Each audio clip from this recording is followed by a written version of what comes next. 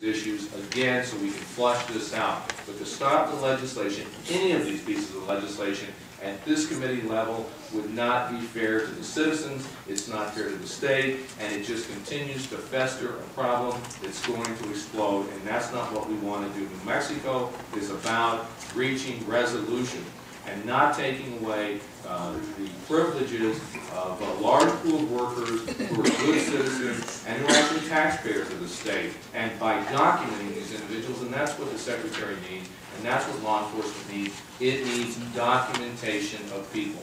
Every one of us as United States citizens, we are all documented. We're documented by our Social Security number, we're documented by our date of birth, we're documented by our license, through an ID. The law enforcement can get in contact with David Chavez, with Bruce Denethorpe at any time, period. And that's what's significant, is the documentation. Is this the pathway to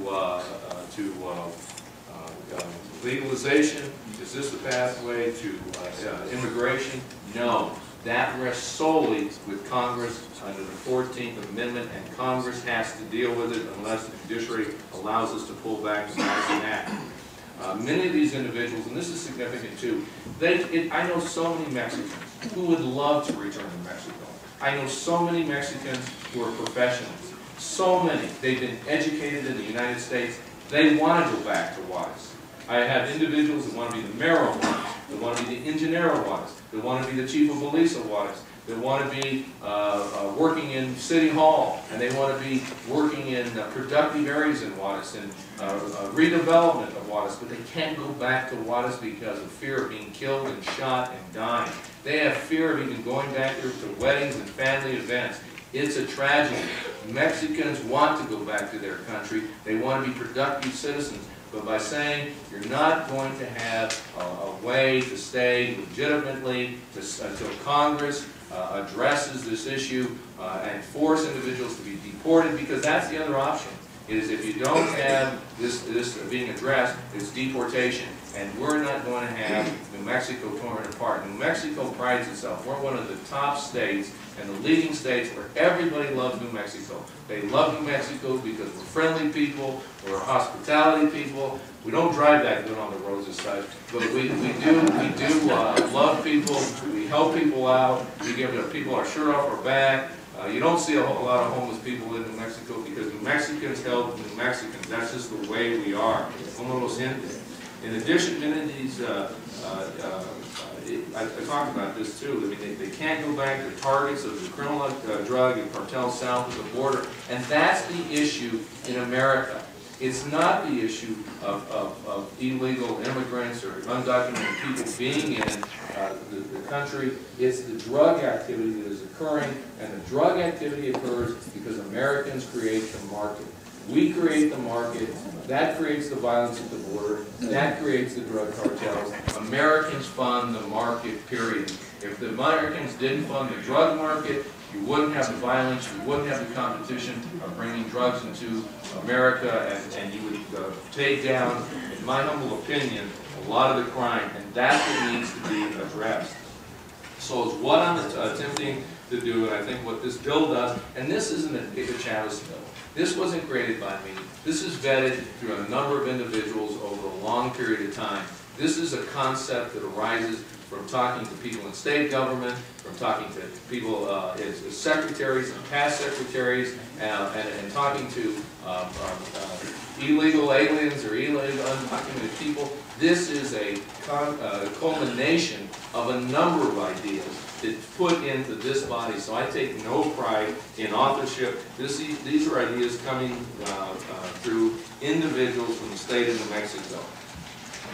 If we don't take some type of action that provides for this, what happens? We have economic depression and meltdown in New Mexico. Individuals cannot get insurance. They cannot get the registration. This bill will allow that.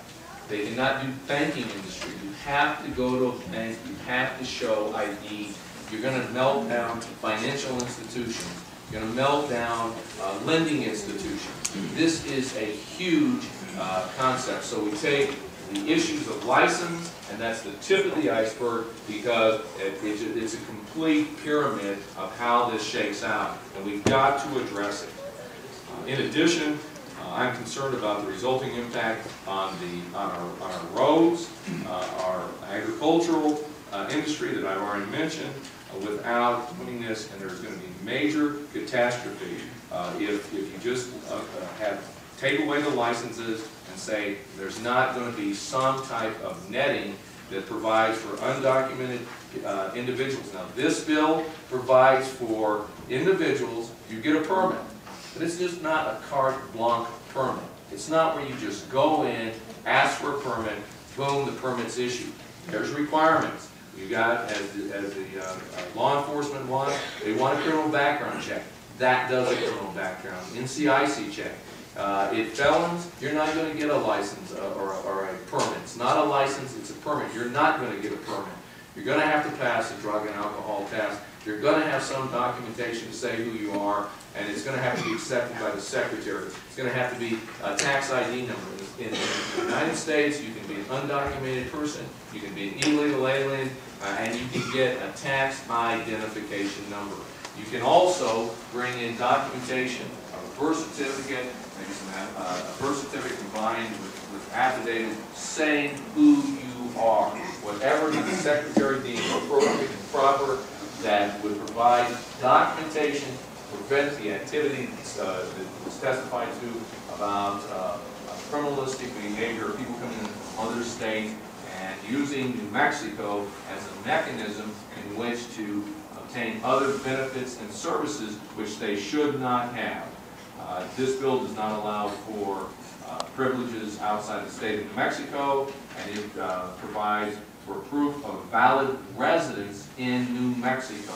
You have to be a resident of New Mexico.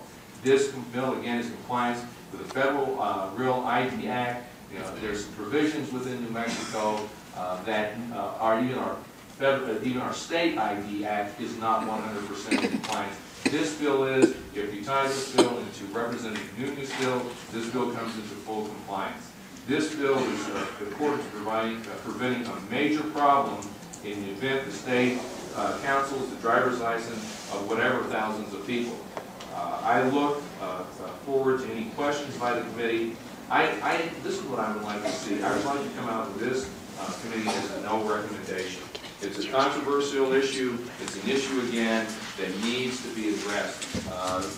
Mr. Chair, you asked us to address the committee recommendations from the subcommittees. So what this bill will do, and we can merge it into the other bills, and they dovetail in together and work perfectly.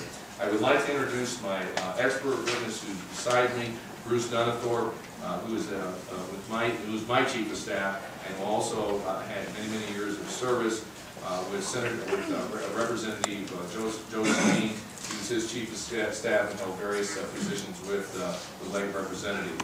So Bruce Dunethorpe is here, and I'm glad to have him on board as my chief of staff. Thank you, Mr. Chair. Thank you, Representative of the panel. Welcome, Mr. Dunethorpe. Welcome. Thank you, Representative Chavez, for your leadership.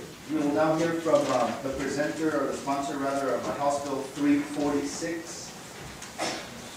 House Bill 346, Representative Bill.